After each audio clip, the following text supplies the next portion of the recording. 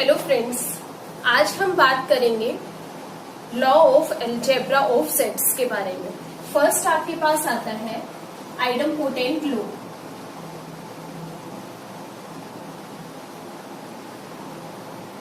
आइडमपोटेंट law हमारे पास क्या कहता है, फॉर एनी सेट ए के लिए, किसी भी सेट ए के लिए यदि ए का इंटरसेक्शन में ए के साथ ही करूं तो मुझे क्या मिलेगा, ए ही मिलेगा।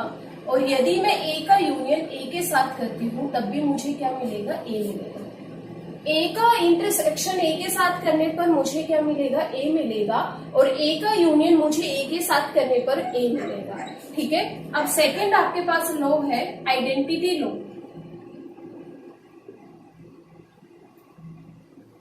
आइडेंटिटी लॉ क्या कहता है, ए का यूनियन में किसके साथ करूं कि मुझे ए मिले। बी आपके पास कहता है ए का इंटरसेक्शन में किसके साथ करूं कि मुझे ए मिले। क्या कहता है, ए का यूनियन में किसके साथ करूं कि मुझे ए मिले। अगर मैं ए का यूनियन ए के साथ ही करती हूं तो फिर से मुझे ए ही मिलेगा। लेकिन यदि मैं यहाँ पर ए का यूनियन फाई के साथ करती हूँ तो मुझे क्या मिलेगा, ए ही मिलेगा। और यहाँ पर यदि मैं ए का इंटरसेक्शन फाई के साथ करूंगी तो क्या मिलेगा, फाई मिलेगा। अगर मैं यूनिवर्सल सेट के साथ करती हूँ तो मुझे क्या मिलेगा, ए मिलेगा। आगे चीज समझ में, ठीक है। अब थर्ड आपके पास आता है कॉम्यूटेटिव लॉ।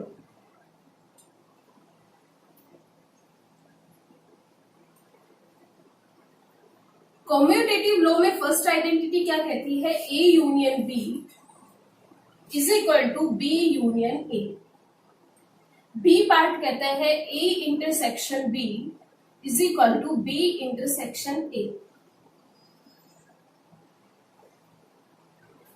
क्या कहता है कॉम्यूटेटिव लॉ, यदि मैं ए का यूनियन बी के साथ करूं या बी का यूनियन ए के साथ करूं, दोनों चीज क्या है, सेम ही है। और यहाँ पर क्या कहता है, यदि मैं ए का इंटरसेक्शन बी के साथ करूं और बी का इंटरसेक्शन ए के साथ करूं, सेम ही चीज है। मान लीजिए आप किसी की शादी में जा रहे हैं, ठीक है। वहां पर लड़के का नाम है सोनू और लड़की का नाम है मोनू। आप कहें मैं सोनू मोनू की शादी में जा रहा हूँ या मोनू सोनू की शादी में जा रहा हूँ, जा तो उन्हीं की शादी में रहे हो, कोई फर्क तो नहीं पड़ना ना। वही चीज ये कह रहा है कि यूनियन करने पर चाहे ए यूनियन बी कर लो या बी यूनियन ए कर लो, कोई फर्क नहीं पड़ना। और यहाँ पर ए इंटरसेक्शन बी कर लो या फिर बी इंटरसेक्शन ए कर लो, कोई फर्क नहीं पड़ना। आपके पास आता है एसोसिएटिव लॉ।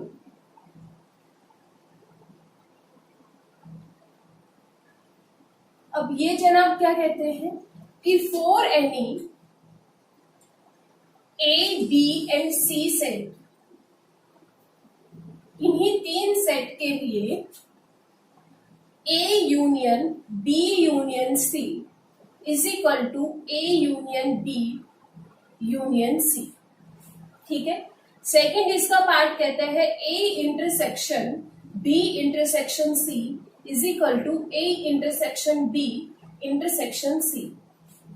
क्या कहता है कि पहले मैं बी यूनियन सी करूं फिर उसका यूनियन करूं ए के साथ, या फिर पहले ए यूनियन बी करूं और फिर उसका यूनियन करूं सी के साथ, कोई फर्क नहीं पड़ना, दोनों चीज हमारे पास सेम होगी। उसी तरीके से बी पार्ट कहता है ए इंटरसेक्शन करूं मैं किसके साथ, बी इंटरसेक्शन सी, पहले बी इंटरसेक्शन सी निकालू फिर इसका इंटरसेक्शन ए के साथ करूं, या फिर पहले ए का इंटरसेक्शन बी के साथ करूं फिर सी के साथ करूं, कोई फर्क नहीं पड़ना। वही है, आप एक फैमिली में जा रहे हैं, वहां पर 3 बच्चे हैं ए बी सी, ठीक है।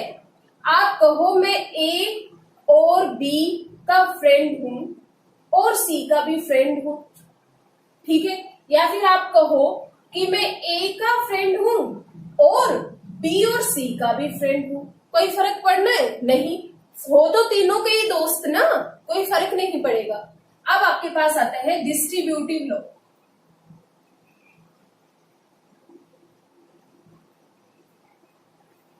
डिस्ट्रीब्यूटिव लॉ क्या कहता है, A union B intersection C.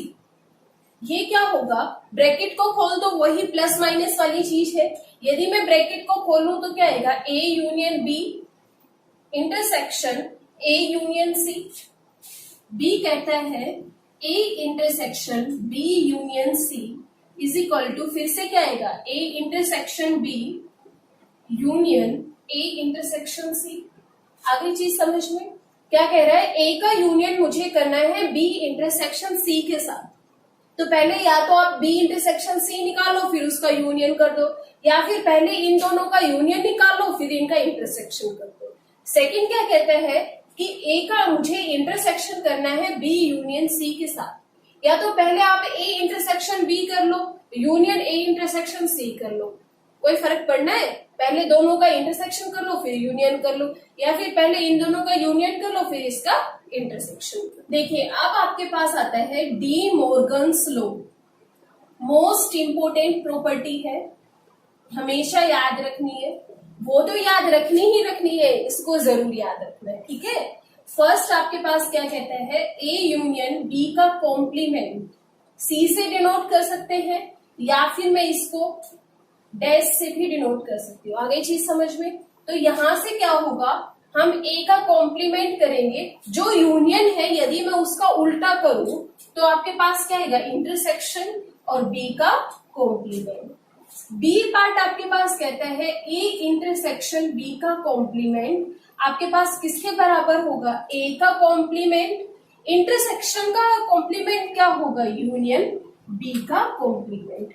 अब हम बात करेंगे कुछ ऐसे रूल्स की जिनसे हम इनके इंटरसेक्शंस के नंबर ऑफ एलिमेंट्स को निकाल सके। For any A B and C sets, कोई भी आपके पास ए बी और सी सेट है और ये तीनों की तीनों क्या है, नॉन एम्प्टी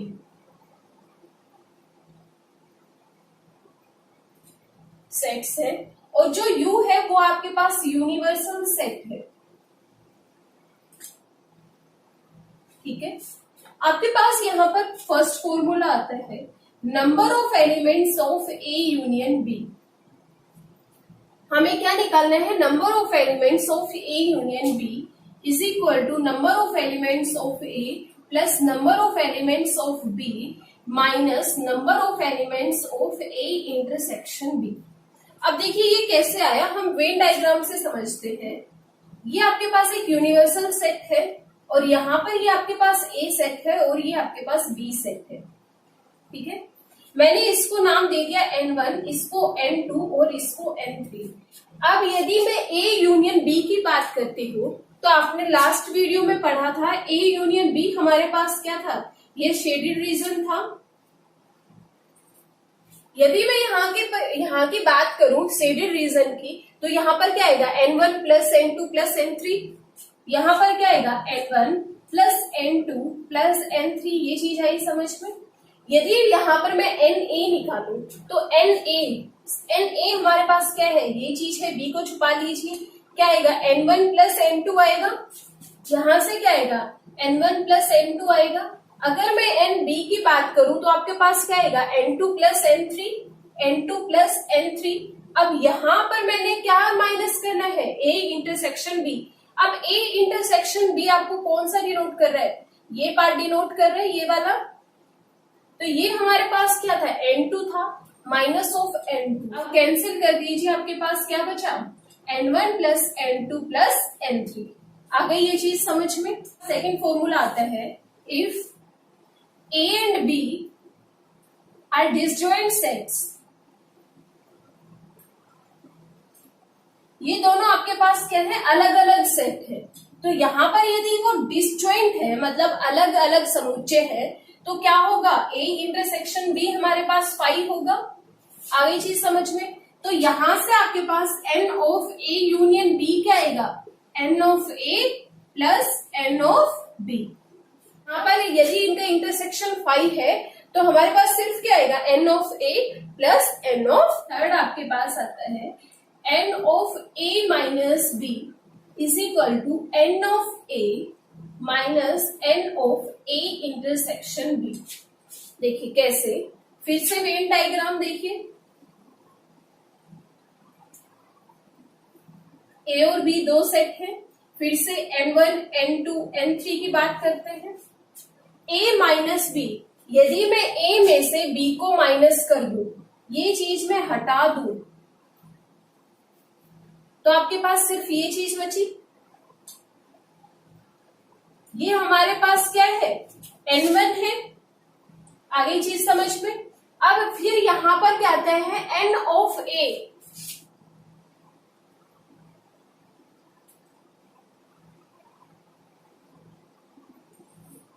ठीक है, अब यहां पर हमने इसको N2 माना था और इसको N3। तो यहां से हमारे पास यदि मैं N ऑफ A की बात करूं तो यहां पर क्या आएगा, N1 plus N2, N1 plus N2। यहां पर यदि मैं इनके इंटरसेक्शन की बात करती हूँ, minus of A intersection B, intersection क्या है N2, तो डायरेक्ट क्या आ गया N1। अब हम बात करते हैं fourth, number of elements of A symmetric difference to B।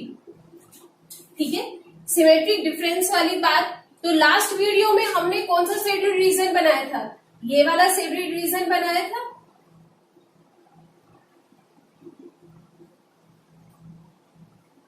तो यहां पर हमारे पास सिर्फ क्या है, N1 प्लस N3 आ रहा है, लेकिन इसका फॉर्मूला हमारे पास क्या कहता है, N of A plus N of B minus 2 number of elements of A intersection B। आगे चीज समझ में। ठीक है, अब N of A, number of elements in A की बात करूं तो कितने हैं, N1 plus N2, N1 plus N2। अगर number of elements of B की बात करूं तो N2 plus N3, N2 plus N3 minus of 2 into number of elements of A intersection B, 2N2 आ जाएगा। यहां से ये चीज कैंसिल, क्या आ गया, N1 प्लस N3 पास आता है number of elements of A union B union C। अब आपके पास 3 सेट है, अगर मैं इनका यूनियन करूंगी तो ये सारा का सारा शेडेड रीजन आएगा, मतलब ये सारी चीज आएंगी।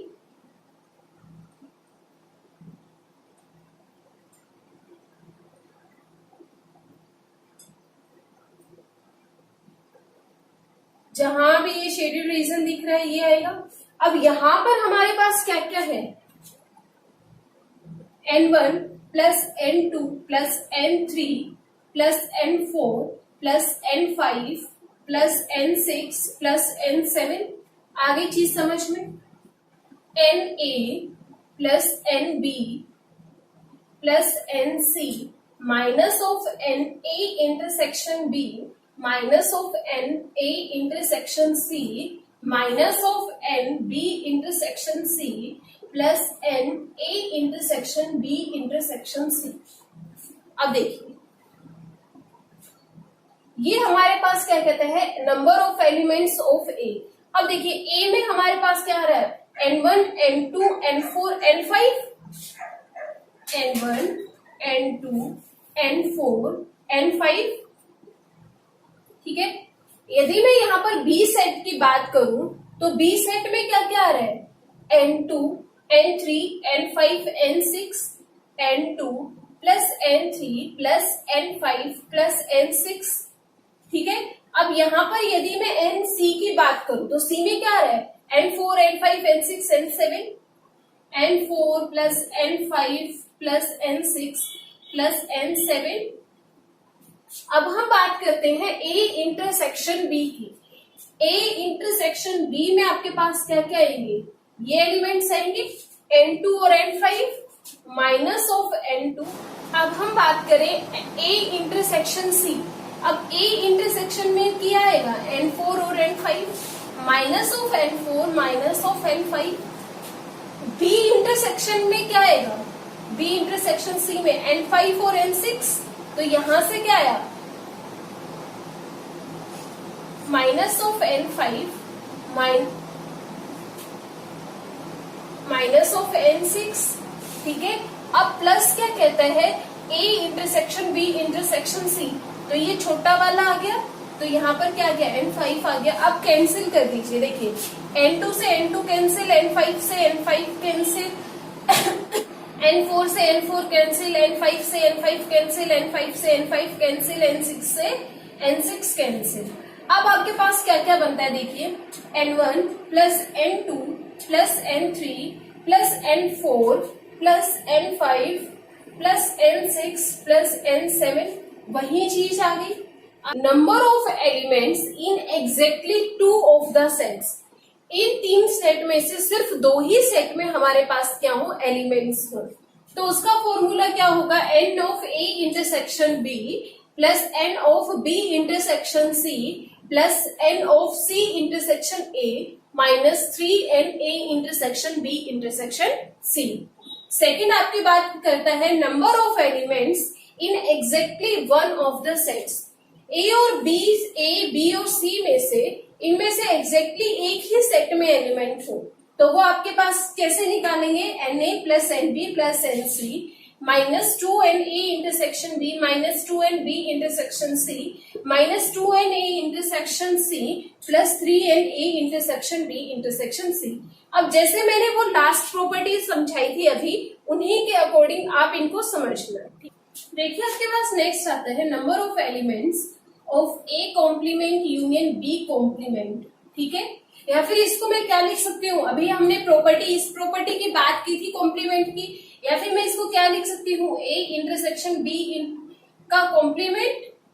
तो यहां पर हमारे पास क्या आएगा, N of universal set minus of N A intersection B.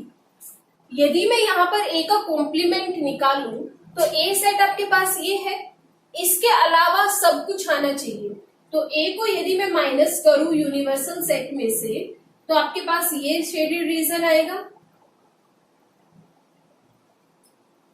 ये आपके पास शेडेड रीजन किसको डिनोट कर रहा है, ए कॉम्प्लीमेंट को डिनोट कर रहा है। यदि मैं यहाँ पर बी का कॉम्प्लीमेंट निकालू, बी सेट आपके पास ये है, इसका कॉम्प्लीमेंट आपको डॉटेड से करना है, ठीक है।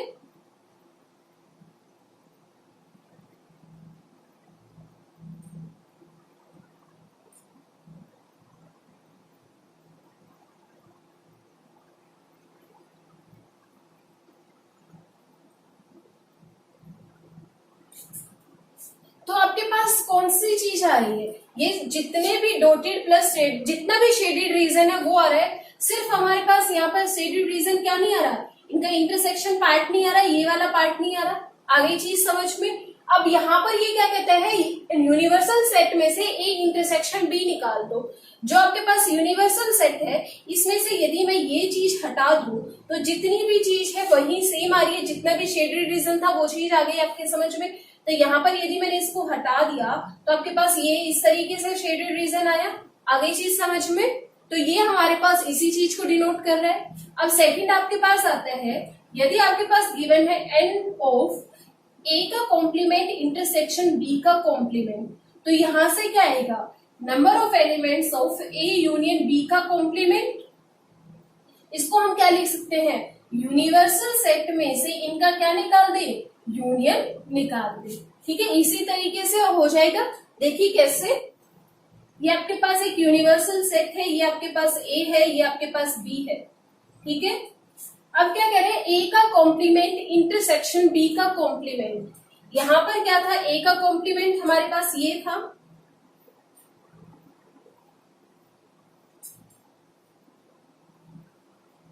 ठीक है, और बी का कॉम्प्लीमेंट हमारे पास क्या था, ये थे।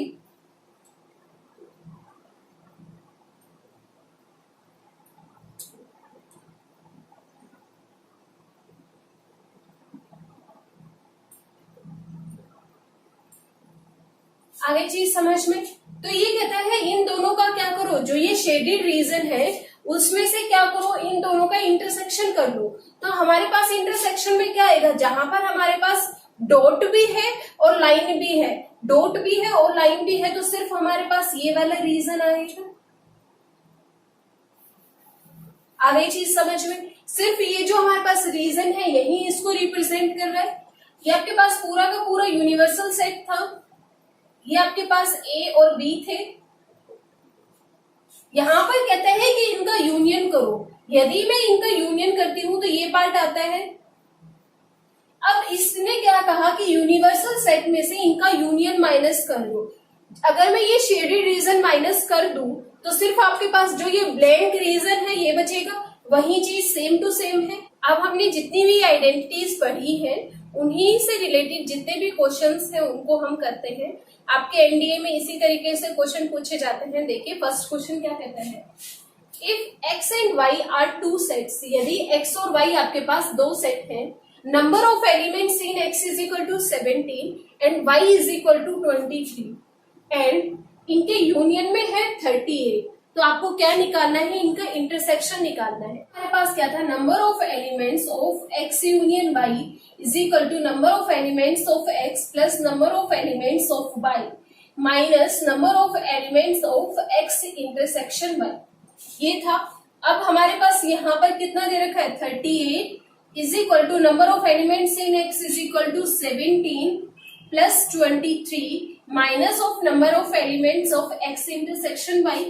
तो यहां से ये आपके पास कितना आ गया, 38 minus 40 is equal to minus of number of elements of x intersection y। तो यहां से आपके पास क्या आ गया, number of elements of x intersection y is equal to 2। क्या है सेकेंड क्वेश्चन, क्या कहता है, ए बी ए और सी आपके पास तीन सेट है, यू आपके पास यूनिवर्सल सेट है। यदि आपके पास यूनिवर्सल सेट में 700 एलिमेंट है, ए में 200 है, बी में 300 है और ए और बी के इंटरसेक्शन में 100 है, तो इनके कॉम्प्लीमेंट के इंटरसेक्शन में कितने होंगे, आगे चीज समझ में। अब देखिए सबसे पहले इसका फॉर्मूला हमें पता है, इसका फॉर्मूला हमारे पास क्या था, number of elements of universal set minus number of elements of A intersection A union B. अब हमें यहाँ पर सबसे पहले क्या निकालना है, ए यूनियन बी। अब ए यूनियन बी हमारे पास क्या था, number of elements of A union B, वो हमारे पास क्या था, N A plus N B minus of N A intersection B. अब यहां से एन ए कितना है, 200 प्लस 300 माइनस 100, कितने हो गए, 400 हो गए। अब यहाँ पर यदि मैं पुट करती हूँ तो यहाँ से क्या आएगा, 700 माइनस 400, कितना आ गया, 300। देखिए क्वेश्चन नंबर थर्ड क्या कहता है कि ग्रुप है, ठीक है, एक ग्रुप है 70 स्टूडेंट्स का, ठीक है, जिसमें कॉफी को लाइक करने वाले 37 है, टी को लाइक करने वाले 52 है, और उन 70 में से हर एक स्टूडेंट या तो कॉफी को लाइक करता है या फिर किसको लाइक करता है, टी को लाइक करता है। मतलब कि इनका जो इंटरसेक्शन है उसमें कुछ एलिमेंट आ रहा है, क्योंकि ये 70 से बड़े हैं, आगे चीज समझ में। तो ये डिसजॉइंट तो है नहीं, अलग अलग तो है नहीं। अब क्या कहता है कि इनका ग्रुप है, तो वो हमारे पास दोनों के दोनों क्या लाइक करेंगे, या तो कॉफी लाइक करेंगे या टी लाइक करेंगे, तो वो 70 हो गया यूनियन इनका।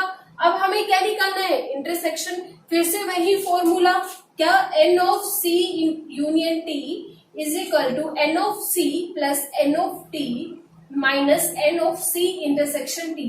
तो यहां से क्या आ गया, 70 minus 89 is equal to minus of N C intersection T. तो यहां से एन सी इंटरसेक्शन टी क्या आ गया, 19।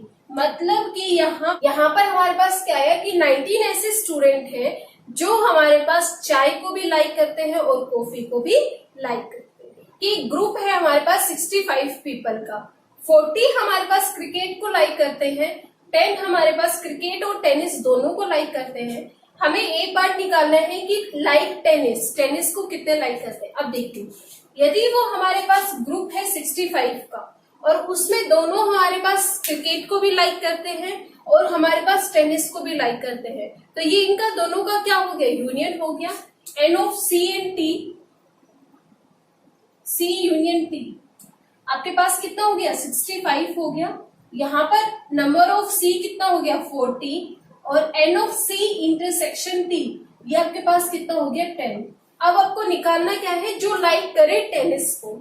तो देखिए यहां से क्या आएगा, N of C union T is equal to N of C plus N of T minus N of C intersection T, ठीक है।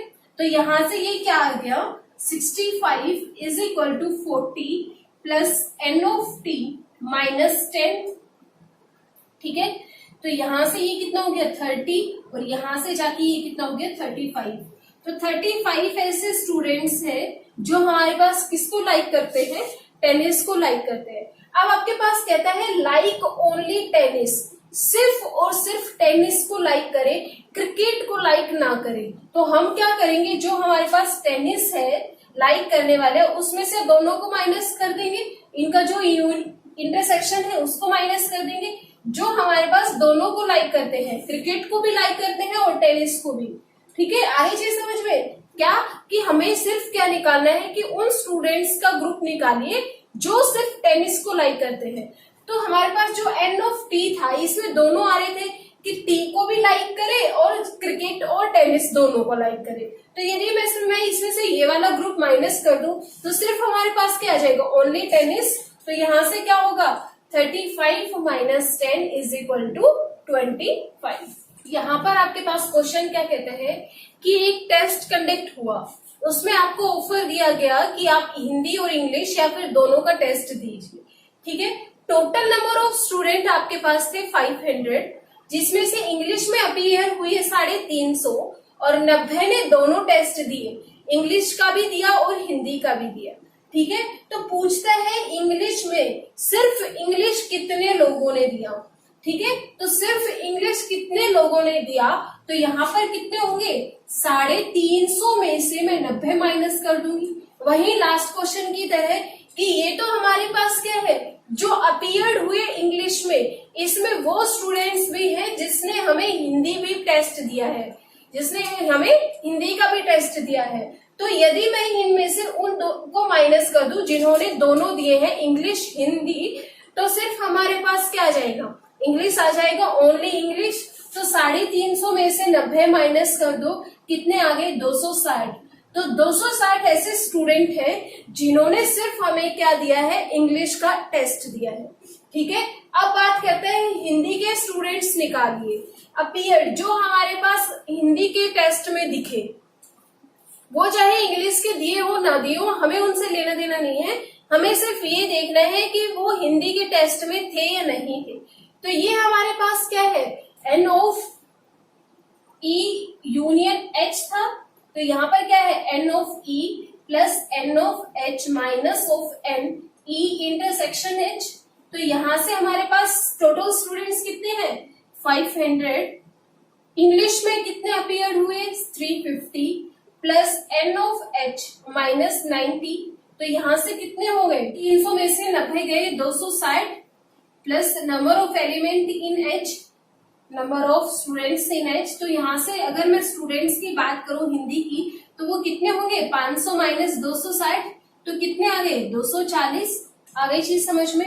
अब बात करते हैं सिर्फ और सिर्फ हिंदी के टेस्ट देने वाले कितने स्टूडेंट्स थे। तो फिर से यही करेंगे कि जितने हमारे पास हिंदी में अपीयर हुए उनमें से उनका इंटरसेक्शन माइनस कर देंगे तो सिर्फ हिंदी आ जाएगा। तो यदि मैं इसमें से 90 माइनस कर दूं तो 150 ऐसे स्टूडेंट्स हैं जिन्होंने सिर्फ हिंदी का पेपर दिया है। देखिए क्या कहता है, किसी सर्वे में पाया गया कि 63% हमारे पास इंडियन जो है वो लाइक करते हैं चीज को, 76% लाइक करते हैं एप्पल को, X% लाइक करते हैं दोनों को। तो वैल्यू X की क्या होगी, and each likes at least one of these, और हर एक इनमें से कम एक चीज को लाइक करता है। देखिए यदि परसेंटेज के क्वेश्चन हो और आपके पास total number of people given ना हो, तो हमेशा आपको परसेंटेज में क्या लेना है, 100% लेना है, ताकि हमें परसेंटेज ना निकालनी पड़े, ठीक है। तो यहाँ पर यदि मैं टोटल लूं, number of elements which likes चीज एंड एप्पल, चीज और एप्पल दोनों को लाइक करेंगे, तो वो हमने क्या मान लिए, 100% मान लिए। तो यदि मैं यहाँ से इसका 63% निकालूं तो डायरेक्ट 63 आएगा, 76% निकालूंगी तो डायरेक्ट 73 आएगा, X% निकालूंगी तो डायरेक्ट क्या आ जाएगा, X आ जाएगा। तो यहाँ पर हम इन परसेंटेज के साइंस को हटा सकते हैं। आगे चीज समझ में, तो हमने क्या माना, ये 100% माना था। अब देखिए 63 ऐसे हैं जो चीज को लाइक करते हैं। एन ऑफ सी आपके पास गिवन है 63, एन ऑफ ए आपके पास गिवन है 76 और N of A intersection C आपके पास गिवन है x, और x की हमें निकालनी है वैल्यू। फॉर्मूला क्या होता है, N of C union A is equal to N of C plus N of A minus N of A intersection C. तो यहां से एन ऑफ सी कितना है 63 प्लस 76 माइनस ऑफ एक्स 100। तो यहां से आपके पास एक्स की वैल्यू क्या आएगी is equal to 139 minus x 100। तो यहां से एक्स की वैल्यू क्या आ गई 39। तो 39 ऐसे हमारे पास इंडियंस है जो चीज को भी लाइक करते हैं और एप्पल को भी लाइक करते हैं। क्या कहते हैं एक टाउन है जिसमें 10,000 फैमिलीज है, जिसमें 40% ए न्यूज़पेपर को खरीदते हैं, 20% बी को, 10% सी को, 5% ए एंड बी को, 3% बी एंड सी को, 4% ए एंड सी को और 2% ए बी एंड सी तीनों को। देखिए वहां पर जो हमारे पास लास्ट क्वेश्चन था उसमें क्या था कि हमारे पास टोटल नंबर गिवन नहीं था, ठीक है। यहाँ पर हमारे पास टोटल नंबर गिवन है, तो सबसे पहले हमें इनको परसेंटेज से किस में चेंज करना पड़ेगा, नंबर्स में चेंज करना पड़ेगा। तो यदि मैं इसको परसेंटेज से नंबर में चेंज करूं तो यहाँ से अगर मैं 40% निकालूं तो 40/100 इंटू टोटल कितना है 10,000 है, तो कितना आ जाएगा यहाँ से 4,000, यहाँ से कितना आ जाएगा 2,000, यहाँ से 1,000, यहाँ से 500, 300, 400 और 200। इतनी चीज आई समझ में, ठीक है, कि कैसे हमें परसेंटेज से हमें नंबर सिंपल नंबर में कन्वर्ट कर लिया। अब देखिए हम इसको वेन डायग्राम से समझते हैं। अब हम वेन डायग्राम बनाते हैं। ये आपके पास यूनिवर्सल सेट है यू, मतलब कि ये पूरा टाउन है, इसमें कितने हैं 10,000 फैमिली है।